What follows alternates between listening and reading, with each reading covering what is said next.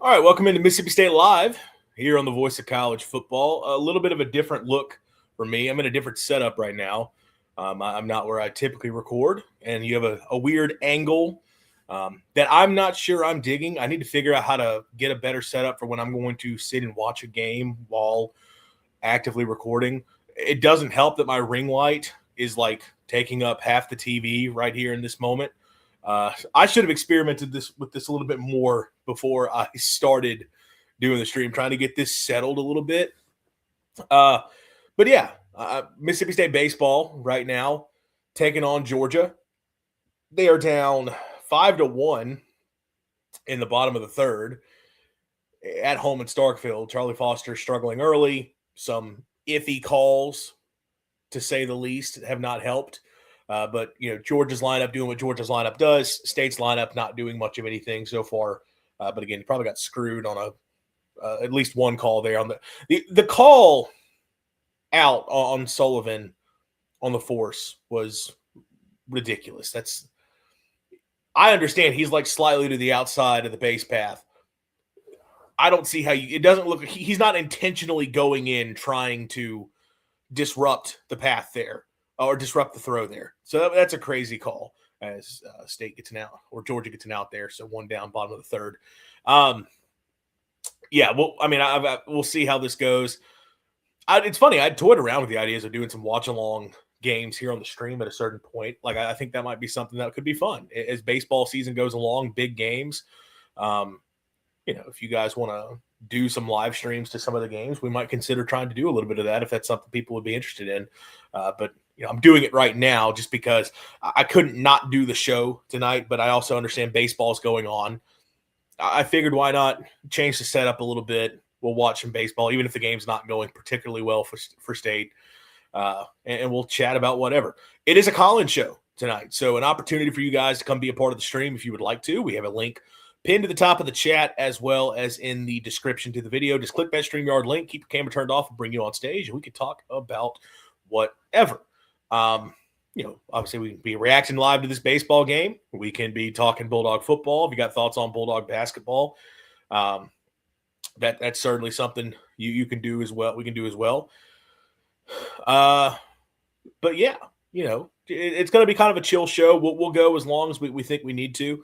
I know our guy Finn said he's going to come be a part of the action at some point. So I'm sure once he gets in here, we'll get things rolling with him. But anybody who wants to come join the action, be a part of the stream, by all means, come join in, and we can talk Bulldog sports.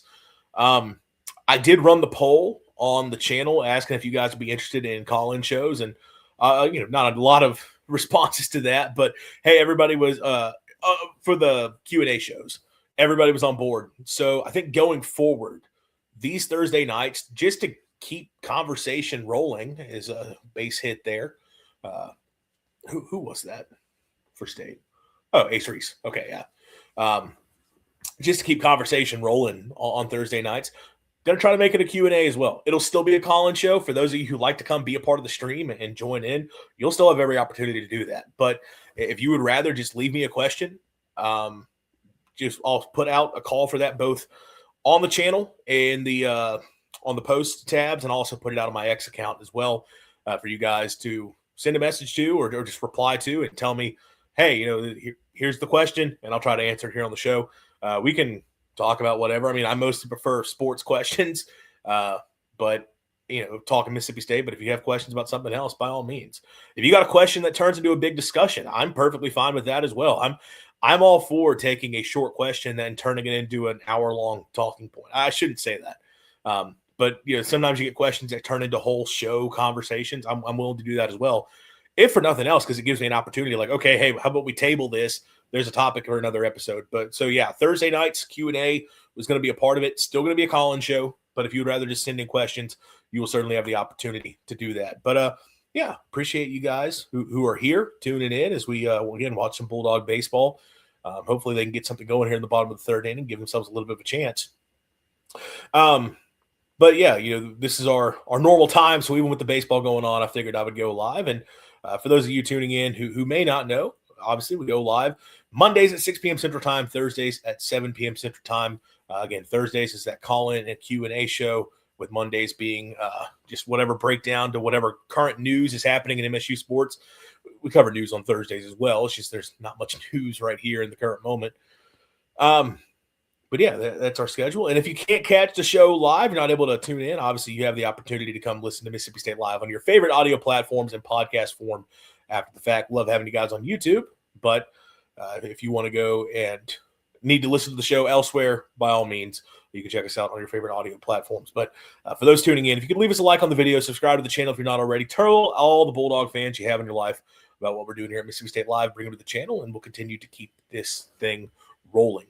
I didn't have a ton prepped for the night. I mean, I can, okay, what we got going here? Get down. Is that out? That's a gapper. Is Ace Reese going to be able to score off that? Maybe. Or is that third? Okay, there we go. Bulldogs got some action there. We got 2 in scoring position. Sullivan. Oh, nice. Yeah. I'm like going between watching the game and then looking down to this. So it's a little bit of a weird back and forth. But yeah, Sully just drove one to the gap. That was great to see. Hopefully State can get those runs home and at least get back in this. I mean, look, with this lineup, they're never out of the game. But with the way Georgia's offense is cooking so far, they definitely need to get some more runs on the board here and strike as much as they can. I guess we can just talk a little bit about the game so far. I mean, this series, it's going to be a challenge, right? Georgia's obviously a very good team, high-powered lineup. And frankly, that does put this game one of the more challenging ones because of the situation that you don't have Ryan McPherson. Now, look, Foster pitched well last week up in Oxford, but it's a very different Ole Miss team. Ole Miss can hit some home runs. That's all they do, right? We've seen everything else with Ole Miss. It's just the lineup just doesn't produce. Whereas Georgia, much more complete offensive team that just also happens to just hit the ever-living crap out of the ball and knock it out of the park. I mean, I guess now, what are they up to? Is it 87 home runs now as this game's going along? It might be more than that. And Foster obviously been up and down this season. The control was just not there, and got some guys on base, and obviously Georgia was able to barrel a few up. The home run you hit with 2 outs, 2 guys on base, low 90s right down the pipe to a guy that's had 12 home runs going into tonight. That's not going to work out for you. And he took advantage, and that's why State's obviously made the change here. But, look, State's got the lineup that they can obviously compete. But you go into Friday night was going to be a challenge. There's a strikeout. That's not great. It was going to be a challenge tonight for sure, because if Georgia starts getting some hits early, getting some runs on the board early, you have an opportunity to keep up. But you're kind of talking about a situation where you're looking at a high scoring game on a Thursday night to open up a series, which is just never really what you want. When you felt like State had the pitching edge, they're going to have a big pitching edge, obviously, tomorrow with Valinkas on the mound, and they probably would still have one with Stone as well, but need to get something going. Garrick Fry, I think, up to the plate right now. I look at this series with Georgia, and what I would say is, obviously, it's a top 5 team coming to town. And, whatever happens in that type of situation, if you lose the series, you lose the series. Obviously, you never want to get swept, especially not at home. But, if you lost a series, not the end of the world. At the same time, man, this is one of those series where you're like, hey, we're at home. We have an opportunity to go and make a big statement against a top 5 team. You feel like if you're – not that it boils down as simple as this, but in a lot of ways, you would kind of like to say if you're trying to prove yourself as a legitimate contender, you got a big time team in your ballpark this weekend, go take the series. But we'll see. It's still early in this game. State down 5-1 here, bottom of the third. 2 outs, 2 strikes right now, but runners on second and third. Let's see what happens here. We're just reacting live to the action. Ball. All right. But yeah, big series for State. So we'll see how these next couple of games go for them. We'll see how this game goes. It's still super early. I don't know why I'm talking like this game's decided. It's certainly not. I'm also finding really quick, and this is my first time doing it, trying to chat while watching a game. Oh, hit him. Bases loaded. All right, come on. make something happen. Make something happen. Love to see that. But anyone who does go listen to podcast form, it's going to be terrible podcasting for them. So I apologize for that. I need to probably correct that aspect of this a little bit. I do want to talk about something though with football, and I was thinking a little bit because last week on the call-in show, it was Finn who called in, and we kind of started talking about went into some of the negative side of things with this team and some of the frustrations we've had, all justified frustrations, right? The idea that where are the proven names on the offensive line, where are the proven names on the defensive line and that pass rusher, and you're looking at this team. It's like those were two of your biggest concerns going to this offseason. Don't you want to make sure you go and you have those things settled?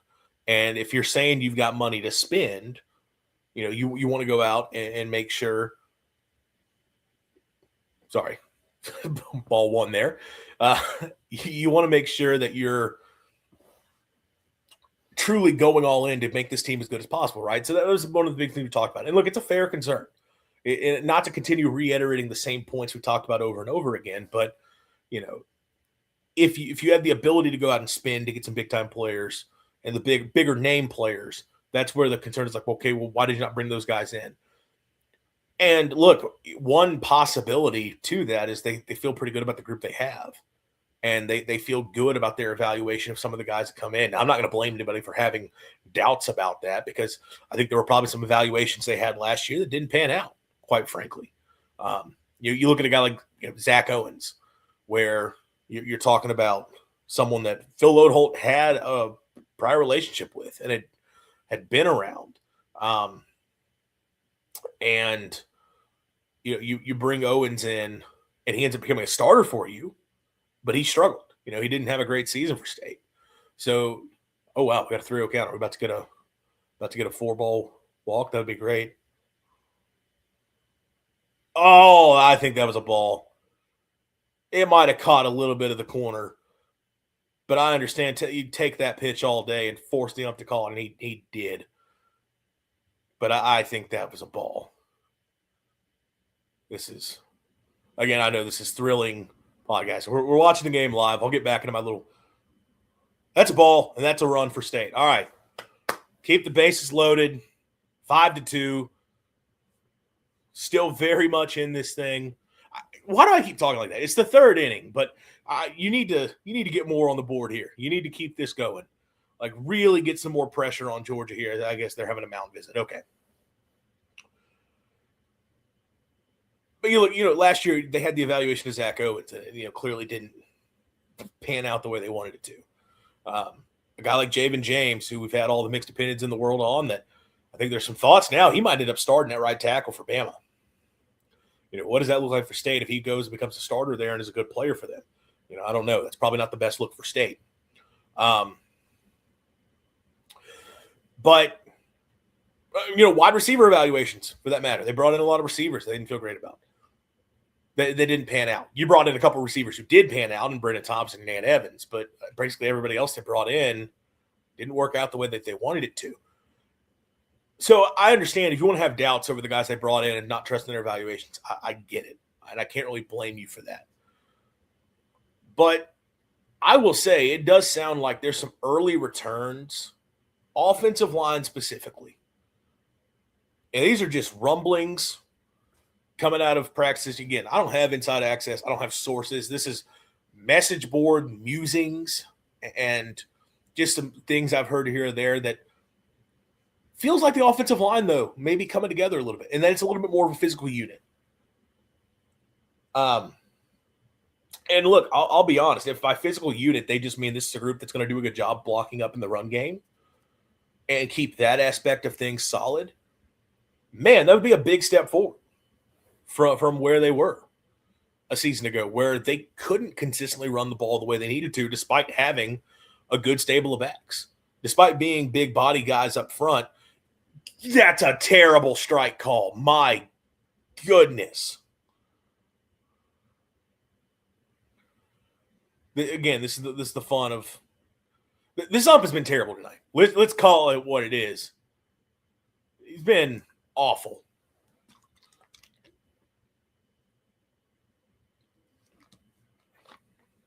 This crew has been awful. Which is so fitting after last season and what happened in that game against Georgia.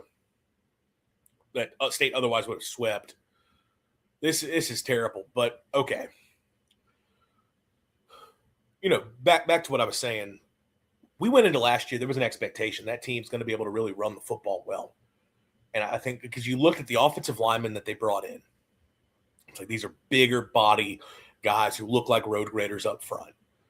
You look at Fluff Bothwell as a physical back coming in. You look at they go and add tight ends that you think are supposed to be better blockers to add to the roster. And the receivers that they got were all these like clear like speed and space and vertical threat types. I think it became very clear their vision for the offense that they were trying to build was really kind of old school Briles offense of here and shoot, that we're going to be able to line up and really mash teams full count and really lean on that run game. And then we'll have everything we do in the pass game is going to be off that. We're not going to be a team that builds in a lot of drop back. We're not going to be a team that is, doing a bunch of diverse from a standpoint, having a very diverse pass game. We're going to run the crap out of the football really, really well, or at least situationally. I should rephrase that. I don't think they were trying to go in and be a team that was going to,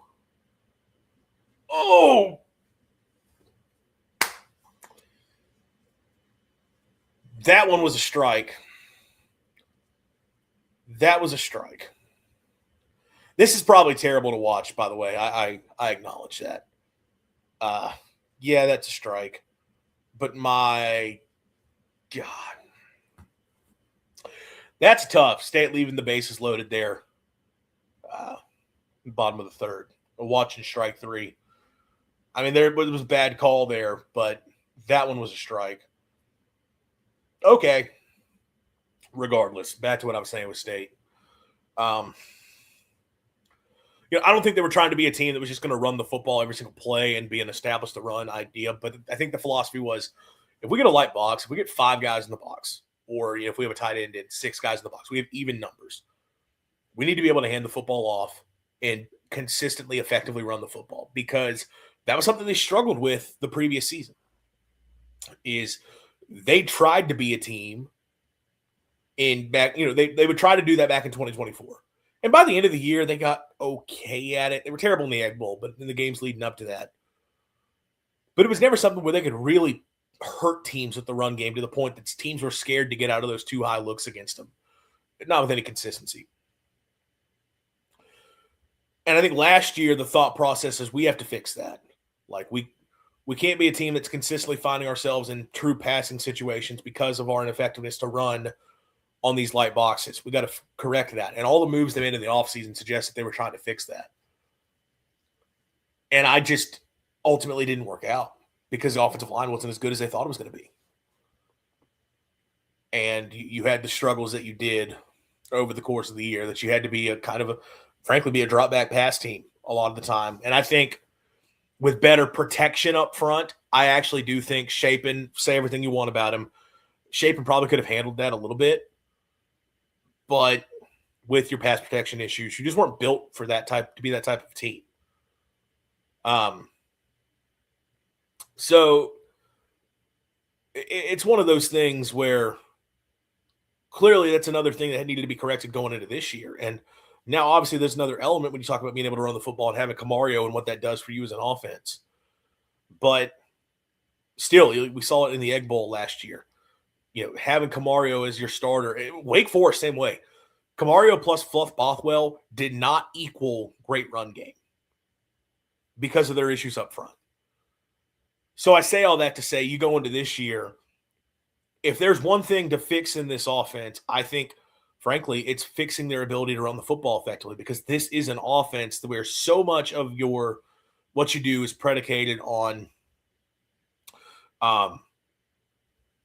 like a run-pass relationship and everything tying together. This is an offense where you need to be able to run the football effectively on light boxes. Like when you get those looks, you need to be able to hand the football off and do so effectively, pick up good yardage, which is just something State has not done well yet under Levy.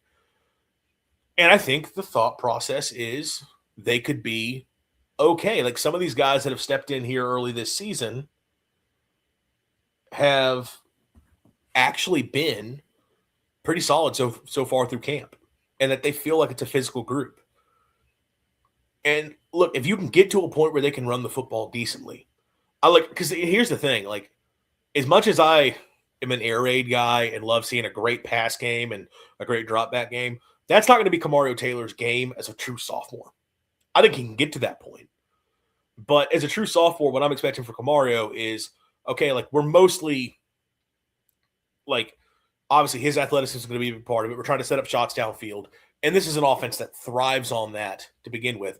But you're not expecting a true sophomore to come in, especially a guy who's been raw as a passer. Like, you just call it what it is. You know, we've seen Kamario Taylor to this point throwing the football.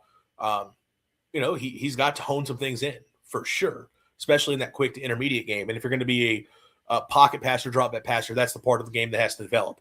And I'm sure he's working on that as you go through this offseason.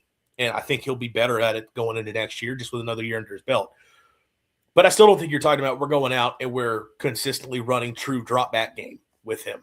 You know, the type of you're not that you'd be calling air raid type concepts like you were with a Will Rogers in there with Kamario Taylor. It's just two different games.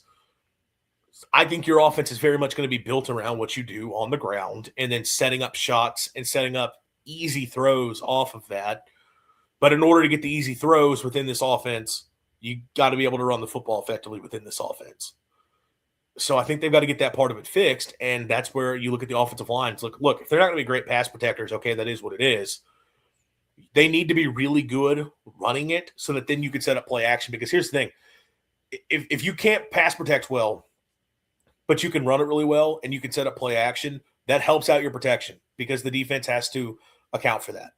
All right, you're not getting defenses, blitzing in the same way. You're not getting pass rushers pinning their ears back because they're worried about that being able to stay in running lanes. You're also going to create more favorable looks for your receivers to where you get some quick one-on-one matchups. And when you know, hey, I'm throwing to this guy because I've got the matchup for it and he's going to be open, you're able to just get the ball out, one read, quick easy to him. And obviously you can do some stuff, moving the pocket off of play action, all that kind of stuff. Or you can just keep more blockers in. You can find ways to help yourself out, but if the run game's not there, you can't do those things effectively. So that's going to be the big thing with the offensive line that we look for is, can they at least get to a point of running the football well? And I think if they do that, that opens up everything else. And, I know I've gone on about the offensive line here quite a bit, but that's what I'm getting into the bigger point is that's kind of the one part of this team we've had our real concerns with, right? As we've questioned, do they really have the blocking up front that this offense is going to take the step forward that you would like to see it take a step forward? Do they have those guys? That's the big question mark for this team. You love what they got at quarterback with Kamario and the potential there. The skill talent's there. The scheme is one that we know is effective within the SEC. We've seen it be effective in the SEC. But do you have the guys up front for it? That's kind of the other big question there. Is that going to get down or are we going to get that? Crap. That's a double. Okay. But if you got that part figured out, you start to feel pretty good about what the offense as a whole could be. And it sounds like, again, there's some quiet optimism, just rumblings out of practices that they've actually been pretty solid up front. What does that look like, game in, game out? Who knows? But if they can get to a point where the run game is actually something they can lean on fairly consistently, that's going to really change your perspective of what this offense is able to be, in my opinion. And, then I look at the defensive side of the ball, and I've talked about it a lot, man. Like, the back seven between the linebackers and the secondary look really, really, really good. And I am intrigued by some of the athletes they have up front on the D-line. I don't think it's a special group to this point, but I think it's better than what they've had. And I think within a better scheme, which you're getting with Arnett, you're going to see those improvements defensively. I think they're going to take a really nice step forward defensively. And like, yeah, there's probably going to be a couple games where you get torched for 40 plus because that's just a part of it when you got the talent disadvantage. But can they have those nights where they are able to play good enough defense to hold their opponents and stay in the game? I think they absolutely are going to be able to do that. I'm cautiously optimistic about the defense. I think I said that back like maybe a couple months ago that I looked at some of the pieces there on defense like, okay, they've got a really athletic group of linebackers that's got a lot of experience there. They've got a shutdown corner protecting one side of the field. And then they brought in far more talented pieces at cornerback opposite, including at least one guy in Quentin Taylor that you think can be a solid starter for you. At safety, you bring back one of the best safeties in the SEC in Isaac Smith. You bring in 3 guys that have played a ton of football and have been quality starters through their careers. And then you add a 5-star freshman to that room as well. So linebacker, corner, safety, there's dudes on the defense that you have to be able to have if you're going to compete. And then defensive line, I think, crap, that's a pass ball. That's another run for Georgia.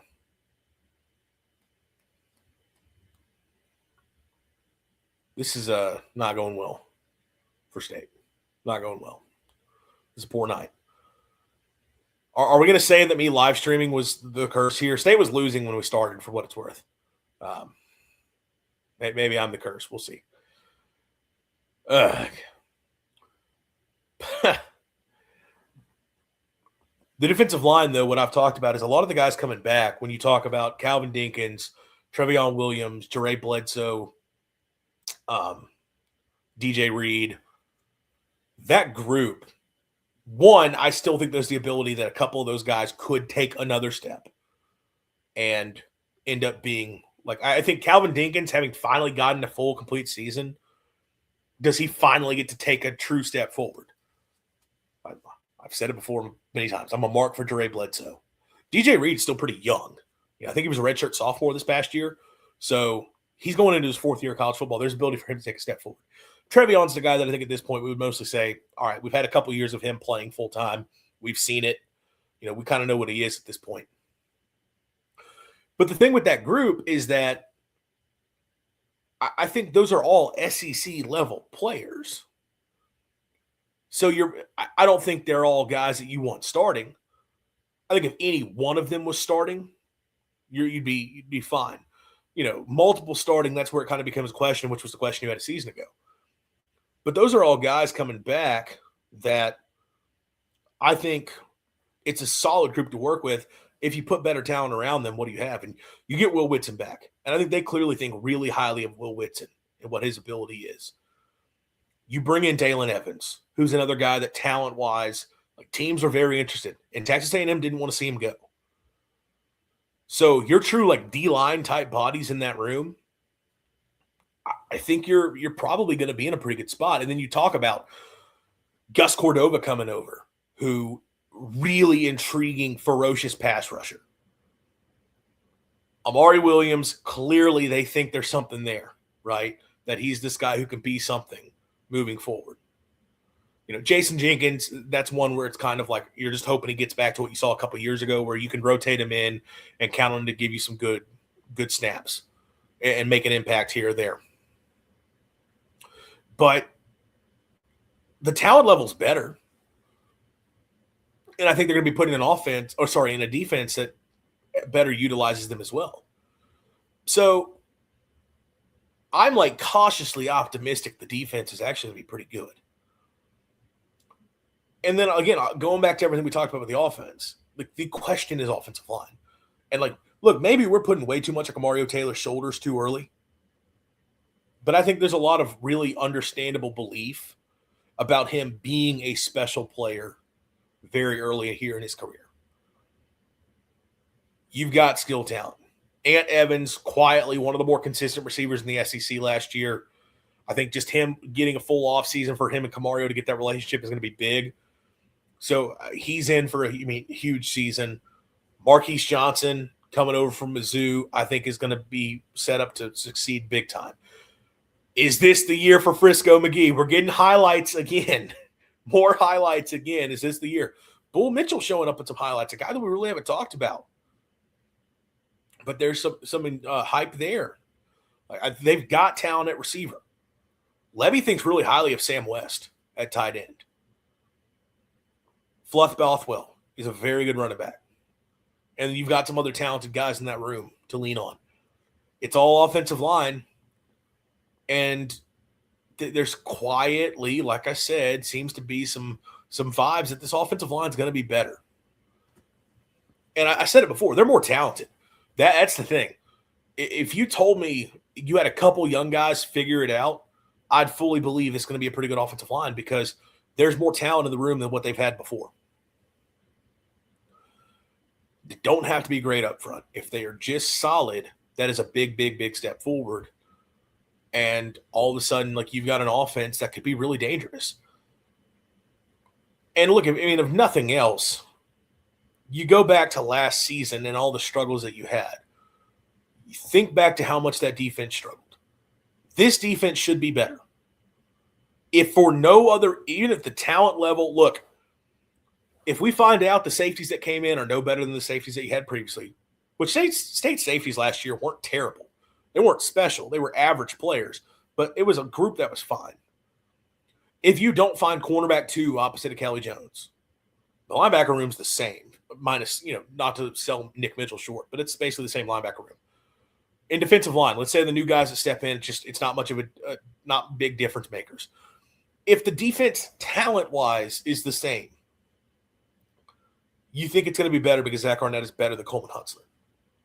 So the defense should be better. Are they going to be worse offensively?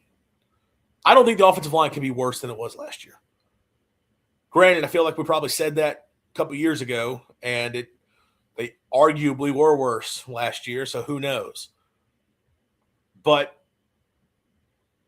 look, I'm not the biggest Blake Shapen hater in the world compared to where a lot of other people. But I was clearly ready for after the Florida game. It was time. It was time to make a change, and it is what it is. I acknowledge though Shapen in a better surrounding circumstance, offensive line notably, would have been a much more serviceable player. But I think Kamario Taylor, from an ability standpoint, and frankly for what he can do for everything else on the offense, you're probably upgrading at quarterback. Is somebody going to play the role of Brendan Thompson? Probably. Be as good as Brendan Thompson? Probably not. But I think you've got guys who could be good receivers, so I think you're going to be good skill talent-wise. Like, I don't think that's a concern. So if your offense is the same and your defense is slightly better, you won 5 games last year and you should have won 7. Now, this year's schedule, probably tougher. So you take that into account. You do still take that into account. But there's still a chance they could find a 6th win, even if you don't hit on everything we've talked about. So, look, I do think I know at times we go back and forth and we start talking about this football team and there's just like these doubts on Levy. And I'm not going to sit here and like try to speak out of both sides of my mouth because I do have real doubts. Like, Levy to this point has not done enough for me to feel great about where MSU football is going to be. But I also don't think State's just completely destined for failure. I do think, and I know we kind of did this episode a couple weeks back, reasons to be optimistic. But I am personally starting to buy in on this team a little bit more. And I know, early in the week we talked about SP Plus and they were down, the win totals at 4.5. All those various talking points, reasons to not be super high on this team. And that's all understandable. But I do think it's possible this team ends up being okay. And that there's real reason to believe they take a step forward. So we'll see how that pans out. That's about it for me. We'll keep it going here for just a little bit. See if State can finally make anything happen here. Bottom of the 4th, down 6-2, 1 on, 1 out, 2-1 count. Um, the what's the name of it? I forgot. Pull it up real quick.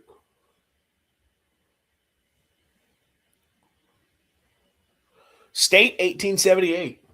That gets announced today. With Charlie Winfield, Robbie Fault kind of taking over that, basically creating like a new MSU form, but like connected to the university in a way. It's weird. Like it says it's not affiliated with the university, but it kind of is. I don't fully understand it.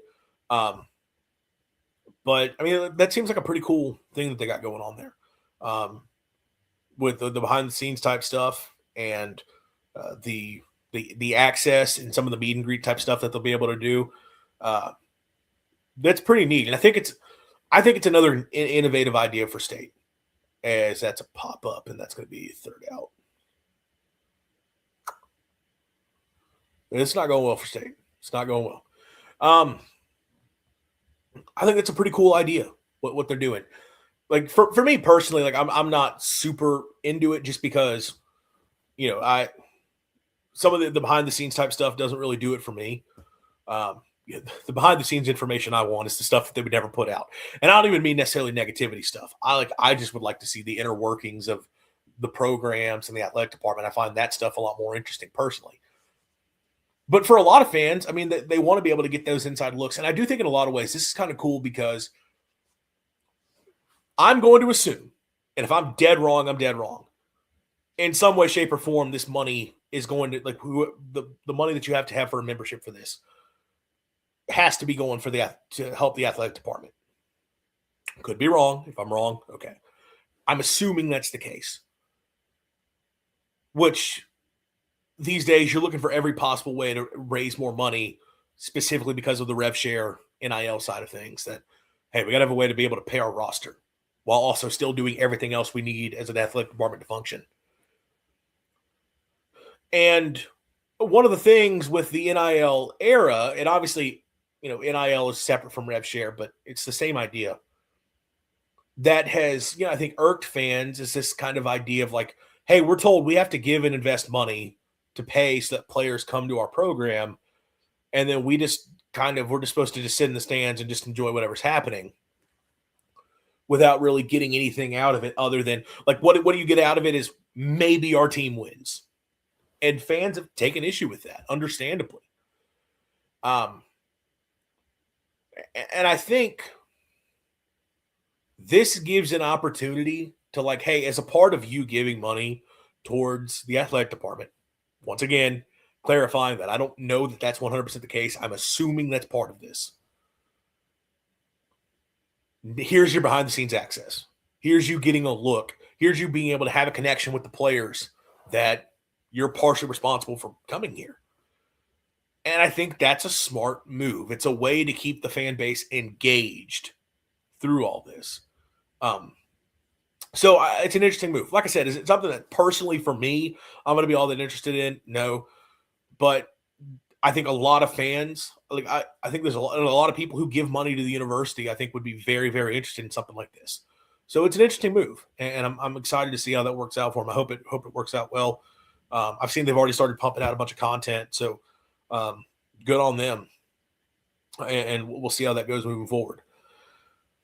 All right, top of the fifth here for State. Down 6-2, Gleason into pitch.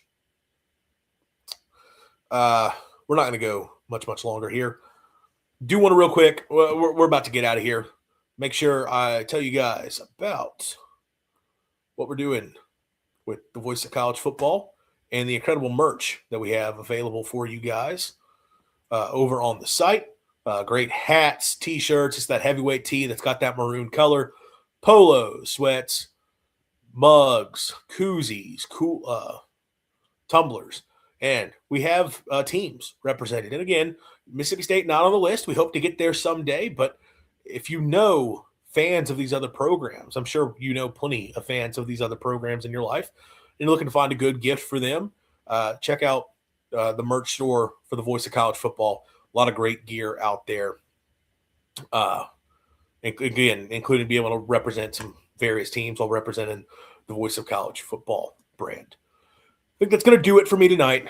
I know a very different stream, a weird angle with me slouched back like this, talking live, and me being able to like half see the TV and then the live commentary. I don't know if this is going to be consistently how we go about doing these shows. If there happens to be a baseball game on, it may be better for us to just pick a different time and stream at a different time. We may have to go about that going forward. But I'll admit, when I did the stream earlier, and when I set up for like the schedule for the week, and I said we would be going Thursday night, 7:00, I didn't even think about that. Oh yeah, baseball's playing at the same time. And then even as today, because I hadn't scheduled the stream, I could have bumped it up, and I didn't get it set up. So I was like, hey, whatever. We'll watch the game at the same time. It's a call-in show. It's more relaxed. But yeah, we're back Monday. We're going to do, I guess, final positional preview because next week, spring game, spring scrimmage. So we're going to combine the secondary into one. We'll talk corners and we'll talk safeties. I'm going to be disrespectful to Kyle Ferry and Ethan Pulliam, and that I'm not going to break down special teams. Sorry. Look, State's got a good kicker. They got a punter that I think is going to be really special. And I think they've got enough athletes they'll be able to figure out the return game. Although return game has to be better than it was a year ago for what it's worth. I would love to see Ant Evans actually get a chance to like run some punts back. Wow, Georgia's heading to the shift. Good for them. Or hit away from the shift. Good for them. Again, night's not going well for State. So I don't think the special teams room needs a bunch of breakdown, but we'll talk DBs, and then we'll get into some spring storylines. Or not storylines. We'll get into like what are we looking for in the spring game? A spring game that I'm not going to get to watch because I'm not going to be in Starkville and it's not going to be televised. And it's also not a real spring game. It's a spring like scrimmage type thing. They're just going to be running a bunch of plays and running drills. I don't love that. Again, I hate that coaches have just now kind of said, we don't actually have to do this, so we're not going to. But hopefully we get some good takeaways out of the spring that kind of answer some of our questions. So we'll go into like things that we're looking to see in the spring game. We'll talk about that next week, probably on the Monday show. May make that be a Thursday topic, but I'll probably try to find something else to talk about for Thursday. So we'll be back Monday, 6 p.m. Central Time here on the channel. So make sure you're subscribed and have the notifications turned on so you do know when we do go live. Like, comment, all those wonderful things. And I'll see you next time. As always, swing your sword. Hail State. Hey, y'all. This is Grant Sashery of LSU at the Voice of College Football Network. I'm here today to announce that the Voice of College Football Network now has its official website. It's been uploaded so you can look at all the latest news and content from the Voice of College Football Network. You can also look at different forums, channels, shows, and it has to show all the show schedules right here and the host. Make sure to check out the Voice of College Football's new website at vocfb.com. Once again, vocfb.com.